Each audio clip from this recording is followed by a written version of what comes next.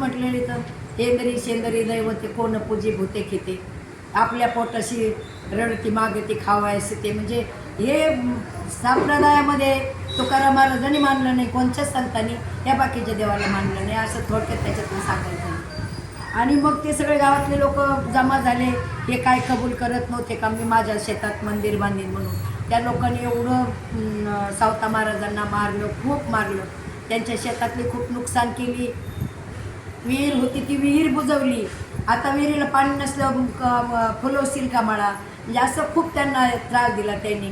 आणि मग पुढं चालू तरी त्यांनी त्यांची भक्ती सोडली नाही. त्यांना एवढंच वाईट वाटलं, भगवंता मी तुझी बाग सांभाळू शकलो नाही, मी तुझी विहीर मोठ सांभाळू शकलो नाही, मला माफ कर.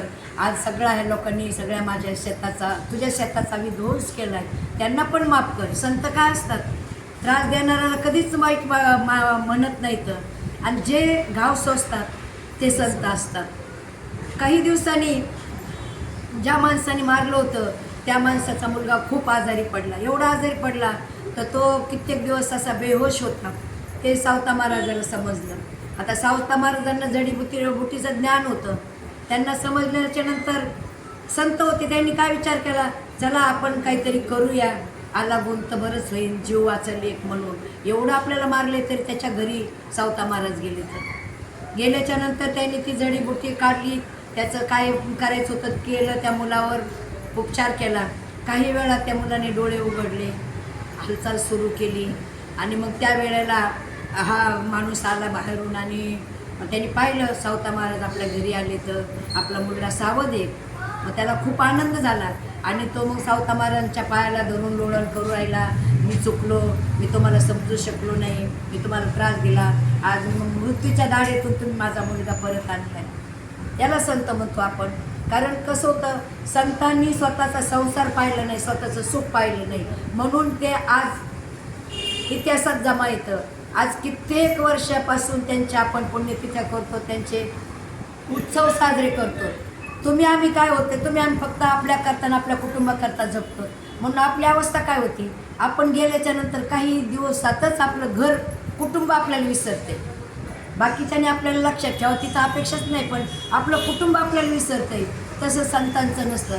संत हे बाकीच्या करता जगत असतात, त्यांचा एक निष्ठ भाव भगवंतावर असतो, म्हणून ते संत रूपात जन्माला येतात. त्याचं उदाहरण सांगायचं झालं, घाव सोसतो तो टिकतो. एक असं उदाहरण मला वाचायला भेटलं. एका लोहाराच्या दुकानामध्ये एक सज्जन माणूस जातो आणि तो त्या लोहाराला विचारतो का या आयरनची किंमत किती आहे, काय आहे आयरनची किंमत. तेव्हा तो लोहार बोलतो का मला आयरनची किंमत सांगता नाही यायची, कारण ही आयरन आहे ना, ही माझ्या आजोबा पंजोबाच्या काळातली आहे, त्याच्यामुळं मला याची काही किंमत सांगता येणार नाही. आणि मग तो बोलतो का मग हातोडीची काय किंमत आहे. ते म्हणे हातोडीची किंमत मी सांगू शकतो, कारण या हातोड्या आहेत ना, या वर्षातून 2-3 तुटतात. का तुटतात, त्या दुसऱ्याला मारतात ना. घाव घालणारा तुटतो, घाव सोसणारा तुटत नाही. कारण घाव सोसणारा हा त्याच्यामध्ये प्रतिकार शक्ती असते.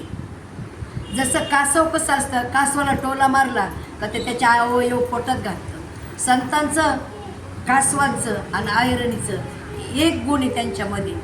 तसं मग ते आयरन याची घणाची किंमत, हातोडीची किंमत म्हणे आम्ही वर्षातून 3-3 आणतो, त्याची किंमत सांगू शकतो म्हणे मी, कारण त्याची किंमत 400, 500, 200 अशी असू शकते म्हणे, पण आयरनीची सांगू शकत नाही. का तर तिने घाव सोसलेले तर ती टिकते.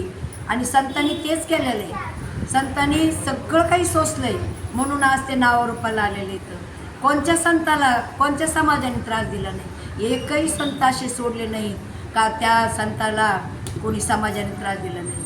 आणि त्या संताच्या त्रास देण्याकरता आलेले ते सुद्धा उठून लावलेत संतांनी.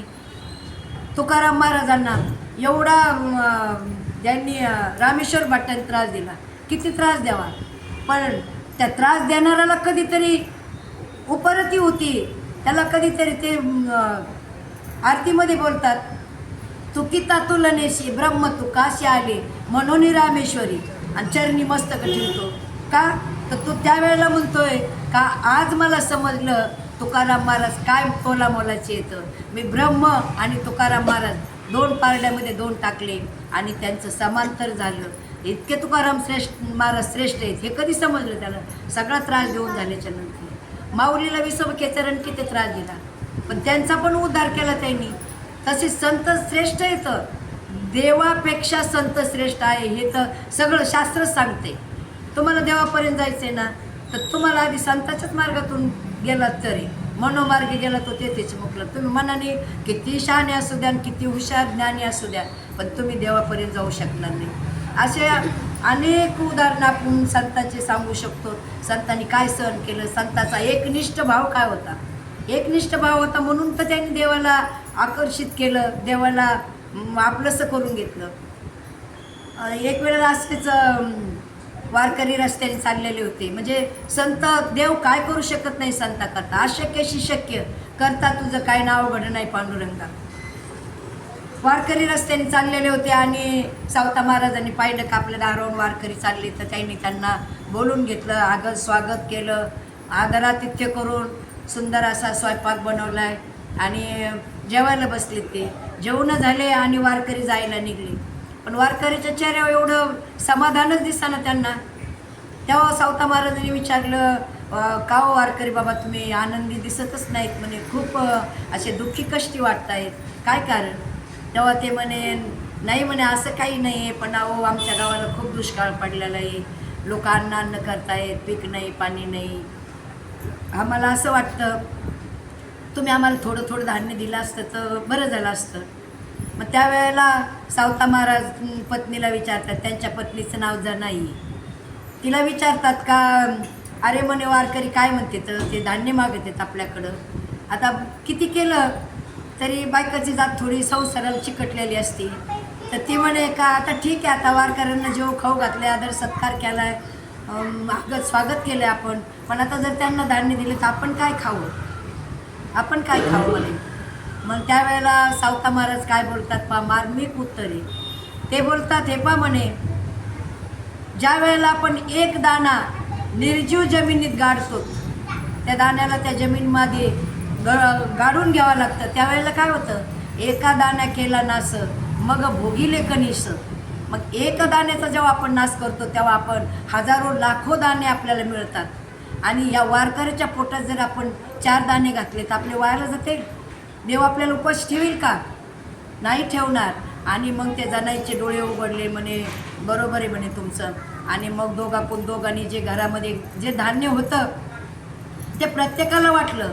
आता आपण आपल्या बुद्धीप्रमाणे आपण असं सुद्धा म्हणू शकतो, भगवंतच वारकऱ्याच्या रूपात येऊन का नसन त्यांनी त्यांची परीक्षा पाहिली, अर्थ आपण काढू शकतो तसा. धान्य वाटलं, वारकरी निघून गेले. आता काय घरात काहीच नाही. थोडे दिवसांनी पेरणी करायचे दिवस आलेत. आता कोणाकडे तरी उसनं मागायला जायचे, कारण धनवानाला की सर्व मान्यता आहे जगी, पण गरीब जर असेल ना तर तो उपाशी असेल तर त्याला कोणी घासभर अन्न देत नाही. आणि धनवानाला पंचपक्वानाची ताटं त्याच्या पोटात जागा पण नसती, त्याच्या मागं घेऊन आपण पळतो. हा जगाची हे राठी आहे. आणि मग आता सावता महाराज सगळ्या गावात फिरते, अहो मला पेरणी करायची, थोडंफार धान्य द्या, कोणीतरी काहीतरी द्या. धान्य तर नाही कोणी दिलं, पण त्यांना बोलावं लागले, तुम्हाला भिकीचे डोळे लागले ना, होतं ते वाटून टाकलं. आणि आता दारोदार काय फिरताय, कोण तुम्हाला धान्य देणार आहे, आम्हाला तुमच्यासारखं भिकारी व्हायचं नाही. धान्य कोणीच दिलं नाही. आणि एक असा माणूस होता, तो माणूस म्हणे धान्य तर नाही माझ्याकडं, पण माझ्याकडं कडू भोपळ्याच्या बिया आहेत, मी देतो तुला त्या, आणि पेर म्हणे ते कडू भोपळे खा उकडून शिजून. म्हणजे अद्वा बोलून, पण यांनी प्रेमाने त्या कडू भोपळ्याच्या बिया स्वीकारल्या, शेतामध्ये लावल्या.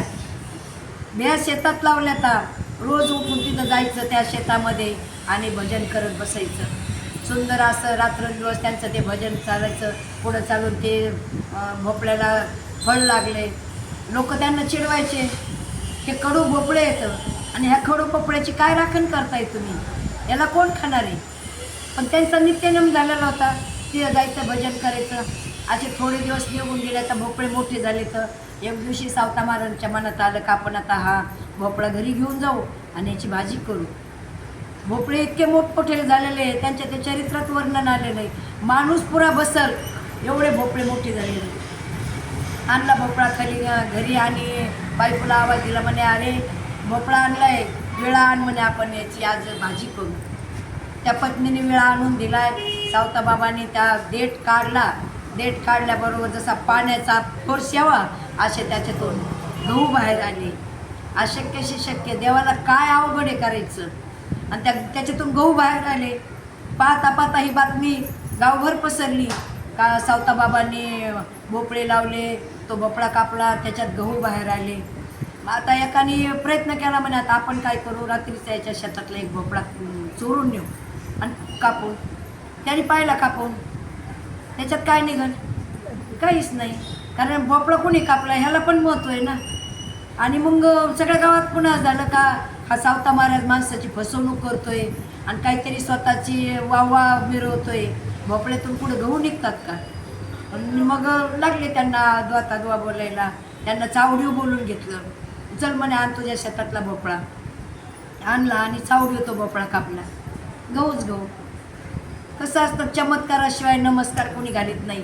तिथून पुढं सावता महाराजांची थोडीशी लोकांना म्हणजे किंमत कळायला लागली आणि हे कोण आहेत हे समजायला लागलं. असे सावता महाराजांचे अनेक आपण उदाहरणं देऊ शकतो, त्यांच्या भक्तीचं वर्णन करू शकतो. असे सावता महाराज. आणि शेवटच्या चरणामध्ये नामदेव महाराज म्हणतात, नामा म्हणे त्याचा जन्म सफल झाला आणि वंश उधळला माळी याचा. आषाढी वारीला जगाच्या कानाकोपऱ्यातून दिंड्या पंढरपूरला जातात. आता जगाच्या कानाकोपऱ्यातून म्हणण्यापेक्षा देश परदेशातून दिंड्या पंढरपूरला जातात. पण त्या आरणगावचं असं महत्त्व आगळं वेगळं आहे का जगाचा बाप पांडुरंग परमात्म्याची पालखी त्या आरणगावात येते. कोणाकरता येते, देव संता करता तिथं आलाय आणि आपण देवाकरता तिथं जातोय. म्हणून असं हे संतांचं सावता महाराजांचं खूप असं सुंदर वर्णन आहे. आणि आज त्यांच्या पुण्यतिथीच्या निमित्ताने कमी वेळात सांगायचं म्हणलं का अवघड असतं, जास्त सांगायचं म्हणलं का विस्तृत सांगता येतं, पण उत्तराशी गाठ घालणं खूप अवघड असतं. म्हणून हे सावता महाराज सामान्य नव्हते. जी पालखी पंढरपूरहून आरणगावला येते आणि त्या गावाचं नाव आज विश्वात म्हणजे प्रसिद्ध आहे असे सावता महाराज. आणि आज त्यांना या पुण्यतिथीच्या निमित्ताने कोटी कोटी प्रणाम.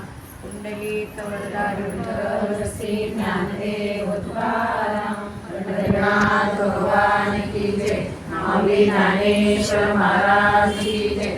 जगद्गुरु संत तुकाराम महाराज की जय. ब्रह्म एकनाथ महाराज की जय.